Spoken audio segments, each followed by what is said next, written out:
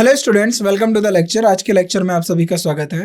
तो आज हम अपनी नई लेक्चर सीरीज शुरू करने जा रहे हैं, यानी हम ऐसे क्वेश्चंस की प्रैक्टिस करेंगे जो हमारे प्रीपोजिशन के ऊपर बेस्ड हैं और एग्जाम में इस तरीके के क्वेश्चंस हमें देखने को मिले हैं और आगे भी देखे जाएंगे। प्रीपोजिशन के बारे में हमने थ्योरी में काफी डिटेल में पढ़ा, उसके बाद हमने क्वेश्चन भी अच्छे से प्रैक्टिस किए।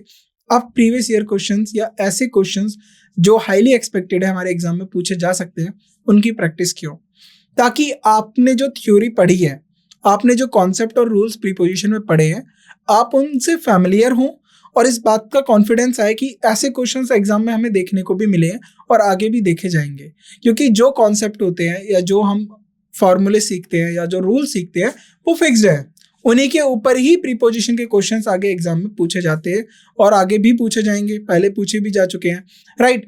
तो उसको अच्छे से कमांड करने के लिए, उस पर अच्छे से अपनी पकड़ बनाने के लिए हम ऐसे क्वेश्चंस की प्रैक्टिस इस लेक्चर में करेंगे। अब आपको प्रीपोजिशन के बारे में थोड़ा आइडिया होना चाहिए, क्योंकि हमने थ्योरी में इसको काफी डिटेल में पढ़ा है। अब प्रीपोजिशन होता क्या है? सबसे पहली बात, प्रीपोजिशन को हम कैसे समझें? ये हमारे 8 पार्ट्स ऑफ स्पीच में से एक हमारा पार्ट ऑफ स्पीच होता है, राइट।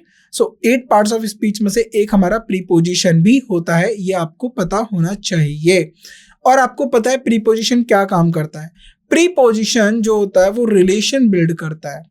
अब किसका रिलेशन शो करेगा प्रीपोजिशन, इस बात पे अब आपको थोड़ा गौर फरमाना है। देखिए, प्रीपोजिशन अपने साथ हमेशा एक नाउन कैरी करता है और ये जो नाउन होता है ये ऑब्जेक्ट बनता है हमेशा उस प्रीपोजिशन का जिसके साथ ये नाउन आता है, राइट। सो नाउन यहाँ पर क्या है? ऑब्जेक्ट है किसका? प्रीपोजिशन का। तो पूरे पार्ट्स ऑफ स्पीच में से दो ही ऐसे पार्ट्स ऑफ स्पीच है जिनके ऑब्जेक्ट होते हैं। एक हो गया हमारा प्रीपोजिशन, दूसरा होता है हमारा वर्ब, राइट। वर्ब में भी कंडीशन है कि कौन सी वर्ब के ऑब्जेक्ट होते हैं, किस वर्ब के ऑब्जेक्ट नहीं होते हैं। अब यहाँ पर हमारा जो प्रीपोजिशन है ये इस अपने ऑब्जेक्ट के साथ और उसके जिस सेंटेंस में ये यूज हुआ है उससे पहले जो वर्ड्स आए हैं उनके बीच में एक रिलेशन बिल्ड करता है। वही रिलेशन जो शोइंग वर्ड्स होते हैं उन्हीं को हम प्रीपोजिशन बोलते हैं। अब प्रीपोजिशन के टाइप्स बहुत होते हैं। देखिए, प्रीपोजिशन सिचुएशन के लिए भी यूज होते हैं, टाइम को एक्सप्लेन या टाइम को राइट डिफाइन करने के लिए यूज होता है, प्लेस को डिफाइन यूज करने के लिए यूज हो जाता है, राइट। तो प्रीपोजिशन और एज अ फ्रेजेस में भी यूज होते हैं। देखिए, फ्रेज को आप समझ लीजिए, फ्रेज क्या होता है, राइट। फ्रेज, अब ग्रुप ऑफ वर्ड्स को हमने बोला फ्रेज कहते हैं। अब वो ग्रुप ऑफ वर्ड्स में कुछ प्रीपोजिशन हो सकता है, कोई नाउन भी हो सकता है, कोई एडजेक्टिव भी हो सकता है, लेकिन उस फ्रेज के अंदर एक मेन वर्ड होता है, राइट, जिसके बारे में वो फ्रेज और वर्ड्स जिस उस पर्टिकुलर जो मेन वर्ड है उसके ऊपर अपनी बात कह रहे होते हैं या उसके ऊपर ज्यादा वजन डाल रहे होते हैं, सिग्निफाई कर रहे होते हैं। ये मेन वर्ड जो है इसका जो भी पार्ट्स ऑफ स्पीच होगा उस फ्रेज का नाम वही होगा। अगर मेन वर्ड हमारा प्रीपोजिशन है तो उसको हम बोलते हैं प्रीपोजिशनल फ्रेज। मेन वर्ड अगर नाउन है तो नाउन फ्रेज, एडजेक्टिव है तो एडजेक्टिवियल फ्रेज, अगर वर्ब है तो एडवर्बियल फ्रेज। या ये चीज आप याद रखेंगे, राइट। नाउ अब हम अपने क्वेश्चंस की शुरुआत करते हैं और क्वेश्चंस को हम डिटेल में पढ़ेंगे, एक एक कॉन्सेप्ट को वहां से सीखेंगे और भी अगर हमें कुछ एक्स्ट्रा मिलता है उसको हम दोबारा से शुरू से एकदम बेसिक से सीखेंगे, राइट। सो क्वेश्चन नंबर 1 से शुरुआत करते हैं। The conference is to be starting at 9:30 AM with the introductory speech by the minister. तो किसी कॉन्फ्रेंस के बारे में बात हो रही है जो कि शुरू होनी है कब? At 9:30 AM। कैसे? With the introductory speech by the minister. So हमें यहाँ पर ये देखना है क्या ये सही है, इज टू बी स्टार्टिंग, क्या यहाँ पर ये सही यूज हुआ है? तो is to be start for होगा या हैज बीन स्टार्टेड बाय होगा या इज टू स्टार्ट होगा एट या विल बी स्टार्टेड बाय होगा।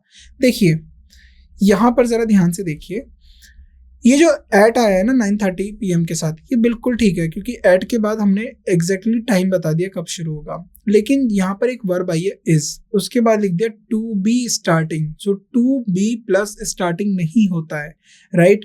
तो यहाँ पर सी इज द राइट होगा, is to start.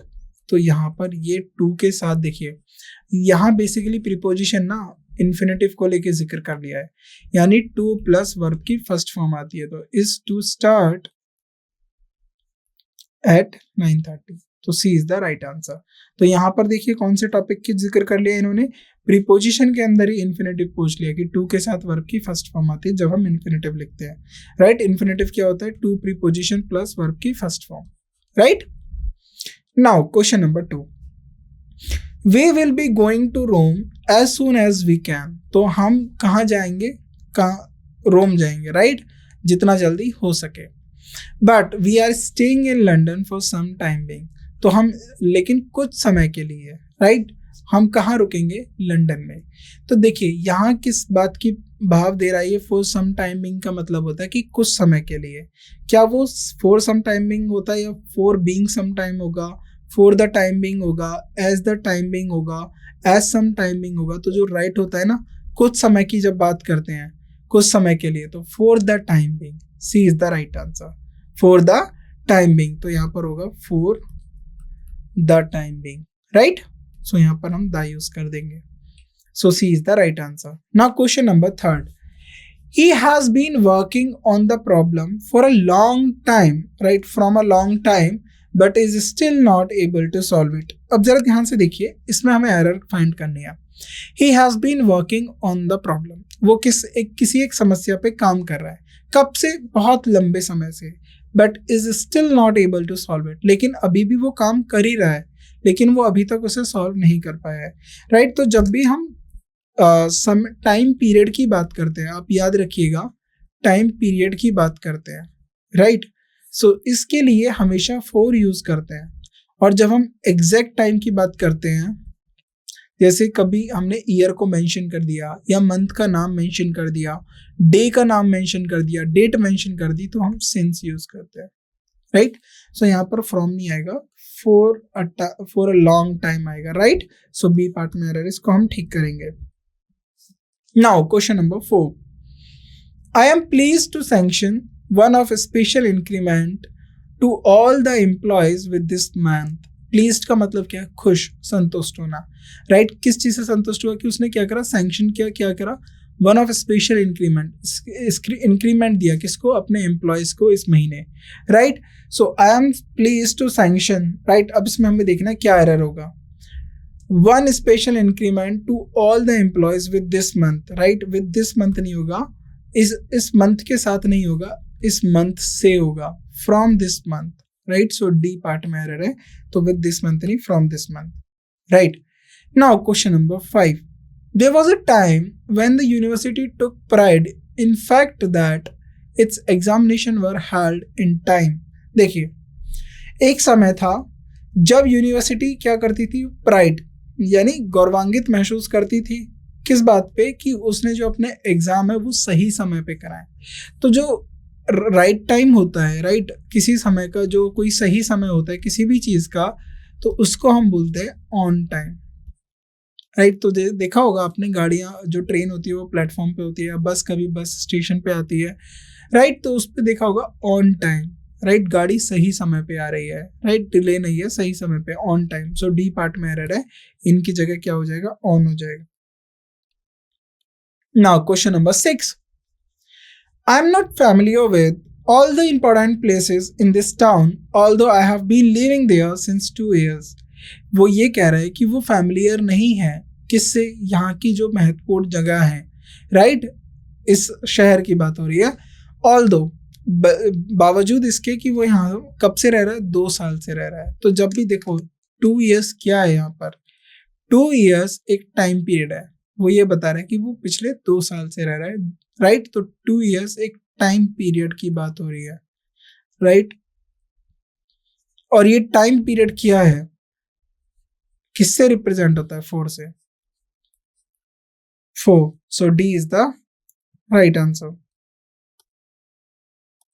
Right. Question number 7, in the last week I told him to come in time but he still comes late every day. देखिए in the last week तो यानी पिछले हफ्ते क्या बोला था? I told him to come, right, in time but he still comes late every day. तो वही बात है जो अभी हमने पहले डिस्कस करी थी। तो उसने उसे बोला कि आप सही समय पे आओ, राइट, बोला था, लेकिन फिर भी वह हमेशा देरी से आता है। तो सही समय के लिए इन टाइम होता है या ऑन टाइम होता है? तो ये गलत हो जाएगा, यहाँ पर होगा ऑन टाइम, राइट। तो सी पार्ट में एरर है, इसे आप करेक्ट करेंगे। Now question number 8, if you do not submit the report in the next 2 days all of us will be punished. तो ये कंडीशनल सेंटेंस आ गया, इफ यू डू नॉट, अगर आप रिमोट जो रिपोर्ट है, if you do not submit the report, report को आप submit नहीं करोगे अगले 2 दिन में, इन द, अब यहाँ पर इनके साथ द नेक्स्ट 2 days दिया, ये बिल्कुल ठीक है, राइट। हमें प्रीपोजिशन ही तो चेक करना है, इन द नेक्स्ट 2 days, ये बिल्कुल ठीक है। All of us will be punished, ठीक है, इसमें कोई एरर नहीं है, there is no error. Now question number 9, the issues were so critical that they could hardly be resolve upon such a limited time. तो किसी इश्यूज की बात हो रही है, किन्हीं इश्यूज की बात हो रही है, सो यही बोला गया है, जो इश्यूज हैं वो बहुत क्रिटिकल है, were so critical that they could hardly, वो मुश्किल से सही हो सकते हैं, कब, upon such a limited time होगा या इन अ लिमिटेड टाइम होगा, तो अपॉन नहीं होगा, इन सच अ लिमिटेड टाइम, इतने से समय में, in such a limited time, right? So D is the right answer. Now question number 10, from the last 1 month each of us has been working on the same project, right? From the last 1 month, कब से, पिछले last 1 महीने से, right? अब ये time period है, याद रखिएगा,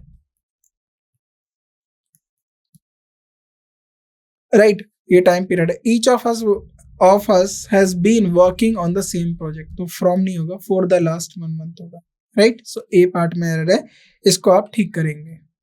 Now question number 11, from over last 5 years I have been trying my best to convince him but without success, right? From over last 5 years, again देखिए टाइम पीरियड की बात हो रही है, फोर, सिंस और फ्रॉम, इनका यूज आपको पता होना चाहिए अच्छे से। अगर आप इनका यूज अच्छे से सीख जाएंगे तो आपको ये परफेक्ट जो हमारे होते हैं ना, परफेक्ट कंटिन्यूअस टेंस, उसमें भी आपको काफी ज्यादा हेल्पफुल करेगा फोर और सिंस, राइट। तो यहाँ पर फ्रॉम ओवर लास्ट 5 years की जगह होगा four over last 5 years I have been trying my best to convince him but without success, यानी वो उसे कर नहीं पाया, राइट। सो ए पार्ट में एरर है, इसको आप ठीक करेंगे। Now question number 12, she shared all her secrets with Suman as they had been friends with childhood. अब ये बात कर रहा है, देखिए she shared all her secrets, तो वो अपने जो सीक्रेट्स है वो किसके साथ शेयर करती थी, सुमन के साथ। क्यों, एज यहाँ पर क्या है, ये बिकॉज का साउंड कर रहा है, because they had been friend, वो दोस्त थे कब से, बचपन से, राइट। सो विद चाइल्डहुड नहीं होगा यहाँ पर, ये गलत है। जो यहाँ पर चाइल्डहुड की बात आ रही है ना, ये एक समय की बात आ रही है, ये टाइम इंडिकेटिंग कर रहा है, टाइम इंडिकेट कर रहा है। अब ये जो टाइम इंडिकेट कर रहा है, क्या ये टाइम पीरियड को इंडिकेट कर रहा है, आप इस बात को समझे, या फिर किसी एक भाव को इंडिकेट कर रहा है। देखिए जब भी कोई घटना या किसी हम बात का रेफरेंस देते हैं टाइम को, देखिए कैसे, कि जब वो हादसा हुआ था तो मैं 7 साल का था, यानी वो जो हादसा है वो किसी न किसी फिक्स डेट पे हुआ है, राइट। सो जब भी इस तरीके से आप रेफरेंस देते हो तो वहां पर आप फॉर या विद की जगह सिंस यूज करते हो। अब ये जो बात हो रही है, ये बात क्यों हो रही है, क्योंकि वो बचपन की दोस्त है। तो बचपन का जो है, जो चाइल्डहुड है, वो चाइल्डहुड एक सर्टेन एज तक रहा होगा और एक पर्टिकुलर टाइम से वो लोग दोस्त बने होंगे, तो उस पर्टिकुलर टाइम से लेके वो अब तक उसकी जो दोस्त थी वो उसके के साथ शेयर करती थी, तो इसीलिए यहाँ पर सिंस होगा, राइट। सो डी पार्ट में एरर है, इसकी विद की जगह यहाँ पर क्या यूज होगा, सिंस, राइट। तो डी पार्ट के एरर को ठीक करेंगे।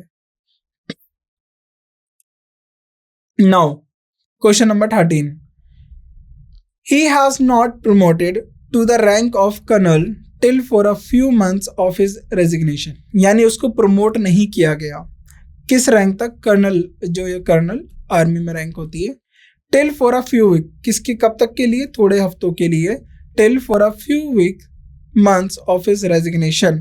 तो राइट, टिल फॉर की जगह होगा before a few months, right. इसके रेजिग्नेशन से पहले, रिजाइग्नेशन से पहले उसको कर्नल रैंक तक के लिए प्रमोट नहीं किया गया, तो टिल नहीं होगा, till before a few months, right, before आएगा फोर की जगह। तो सी पार्ट में एरर है, इसको आप ठीक करेंगे। Now question number 14. We must ensure that all our records are computerized. अब बोला गया है कि हमें ये इंश्योर करना है कि जो हमारे रिकॉर्ड्स हैं वो सारे के सारे कंप्यूटराइज्ड हों. कब तक? By next year. तो 4 की गलत जगह आएगा बाय. ये गलत है, 4 नेक्स्ट ईयर नहीं होगा, बाय नेक्स्ट ईयर. अगले उस पर्टिकुलर टाइम तक हो जाना चाहिए. तो ये जब डेडलाइन की बात करते हैं हम लोग तो बाय के साथ लिखते हैं, by next year, by Monday, by this. तो डी पार्ट में एरर, इसको आप ठीक करेंगे. Now question number 15. She is the first woman to be appointed as president since the company was established from 1950. अब यहाँ पर एरर बताइए. देखिए, she is the first woman, ये पहली ऐसी महिला है जिनको अपॉइंट किया गया है एक प्रेसिडेंट के तौर पे. सिंस, राइट, जो कंपनी है वो कब से स्टेब्लिश्ड है, राइट, बावजूद उसके the company was established from 1950. Right, तो कंपनी स्टैब्लिश्ड नहीं है, वो 1950 से स्टैब्लिश नहीं की है, 1950 में स्टैब्लिश्ड हुई थी. तो फ्रॉम की जगह आएगा इन 1950, स्टैब्लिश्ड इन 1950. तो डी पार्ट में एरर, इसको आप ठीक करेंगे. Now question number 16. While the formation of RBI was approved in March 1934, it was inaugurated only in April 1st, 1935. तो while the formation यानी RBI की फॉर्मेशन की बात हो रही है, वो कब अप्रूव्ड हुई थी? वॉज अप्रूव्ड इन मार्च 1934. वो मार्च 1934 में अप्रूव्ड हुई थी, बट उसको इनॉग्रेट कब किया गया था? ओनली इन अप्रैल 1 नहीं होगा, ओनली ऑन होगा. On April 1st of April को उनको जो आरबीआई थी उनको उसको इनॉग्रेट किया गया. तो डी पार्ट में एरर है, इसको आप ठीक करेंगे, इनकी जगह ऑन होगा. Now question number 17. They were hoping to reach off time, right, for the lecture but they were late. तो वो होप कर रहे थे कि वो जो लेक्चर देने के लिए वो सही समय पर पहुंचे, बट क्या हो गया, वो लेट हो गए. तो सही समय के लिए मैंने आपको बताया ऑफ टाइम की जगह होता है हमारा ऑन टाइम, राइट. तो बी में एरर है, ऑफ की जगह ऑन आएगा. Now question number 18. Our country has the ambitious goal. Ambitious का मतलब क्या होता है कि कुछ आपका जो सपना है कुछ अचीव करने का, गोल ऑफ एलिमिनेटिंग पोवर्टी यानी गरीबी को खत्म करना है फॉर 10 years, राइट. तो यानी अगर आप इसको समझे वो किस कॉन्टेक्स्ट में बात हो रही है कि हमारी जो कंट्री है ना उसका एम्बिशियस गोल क्या है कि जो गरीबी है उसे खत्म करना है अगले 10 सालों में, राइट. 4-10 years नहीं होगा, इन 10 years होगा. 10 सालों में हमें गरीबी को खत्म करना है. तो डी पार्ट में एरर है, इसे आप ठीक करेंगे. Now question number 19. I am contacting you sometime in next week to explain to you my problem in detail. अब वो क्या बोल रहा है कि मैं आपको कांटेक्ट करूंगा. I am contacting you, right, मैं आपको संपर्क कर रहा हूँ sometime in next week, right. तो यहाँ पर इन नहीं होगा, sometime next week होगा, to explain to you my problem in detail, right. So B part में एरर है, इसको आप ठीक करेंगे. Now question number 20. I am likely to contact you sometime in next week to discuss with you in detail. Again, same question जो दूसरी shift में पूछा गया था, यही है. बी पार्ट में एरर होगा, इन नहीं आएगा, right. Now question number 21. The recently imposed dress code in the university has enraged the student who will be going on strike since tomorrow. यानी अब इसमें क्या है कि जो ड्रेस कोड है इम्पोज किया गया यूनिवर्सिटी के तौर पे, उसने क्या करा, स्टूडेंट्स को स्ट्राइक पे जाने के लिए मजबूर कर दिया. अब वो स्टूडेंट्स कब से स्ट्राइक पे जाएंगे? मंडे से. तो सिंस टुमारो नहीं होता, सिंस आप हमेशा पास्ट के इवेंट की बात करते हो कि पिछले के कब से, राइट. तो पर्टिकुलर पास्ट इवेंट की बात करोगे तो आप सिंस यूज करोगे, यहाँ पर लिखोगे फ्रॉम टुमारो, कल से स्ट्राइक पर जाएंगे. तो डी में एरर है, इसके लिए आप ठीक करेंगे. Now question number 22. He was detained over the airport for possessing illegal documents. तो वो डिटेन कर दिया गया एयरपोर्ट से क्योंकि उसके पास इलीगल डॉक्यूमेंट्स थे. ओवर द एयरपोर्ट होगा या फिर इनटू द एयरपोर्ट होगा या बाय द एयरपोर्ट होगा या एट द एयरपोर्ट होगा, राइट. तो इसमें क्या राइट वर्ड होगा ये बताएगा. तो ये होगा at the airport. He was detained at the airport, right, for possessing illegal document, right. Now, question number 23. She performed on the cultural programme that day. अब उसने कहाँ पर परफॉर्म किया? कल्चरल प्रोग्राम, तो ऑन होगा या एट होगा? She performed के साथ हमेशा एट यूज होता है। Performed at the cultural programme, right? So on की जगह होगा at the cultural programme that day, right? Now question number 24, the famous dancer died on Mumbai recently. तो the famous dancer died from Mumbai होगा, died इन मुंबई होगा, right? Owing to Mumbai होगा या died on, तो right होगा डाइड इन, राइट? कहां पर उनकी मृत्यु हुई? मुंबई में, राइट? So B is the right answer. Now question number 25, as Rohan was already late, right, he had his breakfast while walk down the road. यानी एज रोहन, जो रोहन था वो पहले से ही लेट था, so he had his breakfast, तो उसने अपना ब्रेकफास्ट कैसे किया? While walk down the road, road पर चलते समय, right? So walk down the road होगा या वॉकिंग डाउन द रोड होगा, वॉकिंग एट द रोड होगा, वॉकड एट द रोड होगा, तो इसमें क्या राइट आंसर होगा? वॉकिंग डाउन द रोड होगा, राइट? वॉकिंग क्यों हुआ? क्योंकि यहाँ पर जो हमने व्हाइल यूज किया है ना, ये एज अ प्रीपोजिशन यूज कर लिया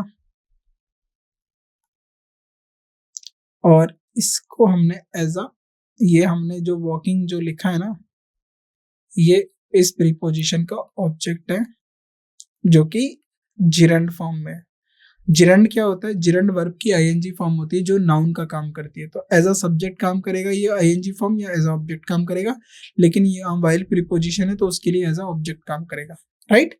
सो ए is the right answer. Now question number 26, all along the journey she remained silent, यानी पूरे रास्ते वो चुप रही थी। ऑल अलोंग द जर्नी, तो यहाँ पर क्या होगा? ऑल अलोंग द जर्नी होगा, ऑल ड्यूरिंग द जर्नी होगा, तो all along the journey, no error, right? No correction required, ये बिल्कुल ठीक है। All along the journey she remained silent, right? Now question number 27, thousands of firefighters were deployed, so हजारों fire fighters को deployed किया गया एट द फैक्ट्री, कहां पर? फैक्ट्री में। When a fire suddenly broke out due to short circuit, तो eight the factory, ये बिल्कुल ठीक है, राइट? तो ऑन द फैक्ट्री नहीं होगा, एट द फैक्ट्री वाइल या फिर वैन होगा, वाइल नहीं होगा, वैन। जब जो फायर है वो ब्रोक आउट हुई थी यानी फायर आग लगी थी, राइट? एट द फैक्ट्री या फिर वैन होगा, राइट? सो देखिए, ये एट द फैक्ट्री वैन और ये एट द फैक्ट्री वैन, ये दोनों ठीक है, राइट? सी या ई, राइट? आप इन दोनों में से कोई भी चूज कर सकते हैं, right? So E, there is no error. Now question number 28, the fact finding team which had been at the area found villagers giving information to the police। तो जो है क्या यहाँ किसकी बात हो रही है? The fact finding team which had been, right? वो टीम which had been कहाँ पर थी? at the area found villagers giving the information to the police। तो उसको पता चला कि जो विलेजर्स हैं वो किसको, कौन विलेजर्स किसको इंफॉर्मेशन देते हैं? पुलिस को, right? So that had been to होगा, विच लेड टू होगा, दैट लेड टू होगा, विच हैड बीन फोर होगा। तो fact finding team that had been, which नहीं होगा, that had been, right? To, right? तो that had been to the area found villagers given to the information given to the place, so D is the right answer. Now question number 29, he fixed a metal ladder, right, for the wall below his window so as to able to escape if there were a fire, right? तो he fixed a metal ladder, तो उसने एक लोहे की सीढ़ी या metal की सीढ़ी जो है कहाँ पर फिक्स करी? for the wall of below his window, तो यानी जो विंडो की जो नीचे वाली दीवार थी वहां पर फिक्स कर दी। किस लिए? कि अगर कभी आग लगे तो वहां से वो भाग जाए। तो फोर नहीं होगा यहाँ पर, against the wall, right? Against the wall, against का मतलब ये नहीं है कि उसके अगेंस्ट में खड़ी कर दी, यानी उसके साथ, जैसे ये वॉल हो गई तो इसके अगेंस्ट, यानी इस तरीके से सीढ़ी लगा दी है, right? Against the wall of his window, right? The wall below his window as to be able to escape if there were a fire. So B part में एरर है, फोर की जगह अगेंस्ट आ जाएगा। Right, now question number 30.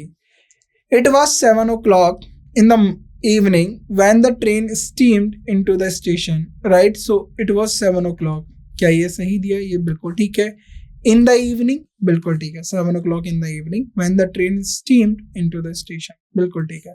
सो इसमें कोई error नहीं है। सी, तो इस तरीके के हमारे प्रीपोजिशन के क्वेश्चंस आते हैं, राइट, इसमें कोई एरर नहीं है। तो इस तरीके के प्रीपोजिशन के क्वेश्चंस आते हैं, बहुत बेसिक क्वेश्चंस होते हैं, टाइम पे डिपेंड होते हैं, कहाँ पर फॉर होगा, कहाँ पर सिंस होगा, कहाँ पर फ्रॉम का यूज होगा, प्लेस को लेकर यूज होते हैं कि इन कहाँ पर आएगा, एट कहाँ पर आएगा, ऑन कहाँ पर आएगा। तो ये बेसिक क्वेश्चंस हैं और ये आपके डे टू डे कम्युनिकेशन में भी हेल्पफुल करेंगे, राइट। सो इसीलिए प्रीपोजिशन की थ्योरी को अच्छे से पढ़िए और इसके एक्सरसाइज क्वेश्चंस को भी डिटेल में पढ़िए और PYQs को अच्छे से पढ़ना है। अगर आपने ये 3 काम कर लिए, आपको प्रीपोजिशन में कोई प्रॉब्लम नहीं आएगी, सारे क्वेश्चंस यहीं से बनेंगे आपको, राइट। PYQs इतने, हम काफ़ी ज़्यादा PYQs कवर करेंगे प्रीपोजिशन पे, और साथ में एक्सरसाइज क्वेश्चंस भी एम्पल अमाउंट ऑफ हमारे पास क्वेश्चंस है, राइट। तो उनको भी अच्छे से प्रैक्टिस करिए और थ्योरी को डिटेल में पढ़िए। जितना ज़्यादा आप उसको कॉन्सेप्ट्स को सीखेंगे कि कहाँ पर हमें कौन सा वर्ड यूज़ करना है, उससे क्या मीनिंग आता है, तो वो आपको आगे भी काम आएगा। और प्रीपोजिशन जो है आपके क्लोज टेस्ट में भी पूछ लिया जाता है, फिल इन द ब्लैंक्स में भी पूछा जाता है, स्पॉटिंग द एरर्स में। तो यहाँ पर जिस तरीके के क्वेश्चंस मैं ला रहा हूँ, मिक्स ला रहा हूँ, स्पॉटिंग द एरर्स भी है, फिल इन द ब्लैंक्स भी है, ताकि आपको पता रहे कि एग्जाम में जो क्वेश्चंस है या उनके क्वेश्चंस के पैटर्न्स किस तरीके से हमारे साथ हमसे पूछे जा रहे हैं, राइट। तो एग्जाम में आपको कॉन्फिडेंटली बैठना है, इसीलिए अच्छे से प्रैक्टिस करिए अपने प्रीपोजिशन के साथ, क्योंकि प्रीपोजिशन बहुत वास्ट होता है, जितना आप करोगे उतना कम है। तो इसलिए हमें एग्जाम के पॉइंट ऑफ व्यू से काफ़ी डिटेल में अच्छे से पढ़ना है प्रीपोजिशन, राइट। सो इस लेक्चर को हम यही एंड करते हैं, बाकी दूसरे लेक्चर्स में और भी ज़्यादा क्वेश्चन हम प्रीपोजिशन को लेकर डिस्कस करेंगे। Thank you so much.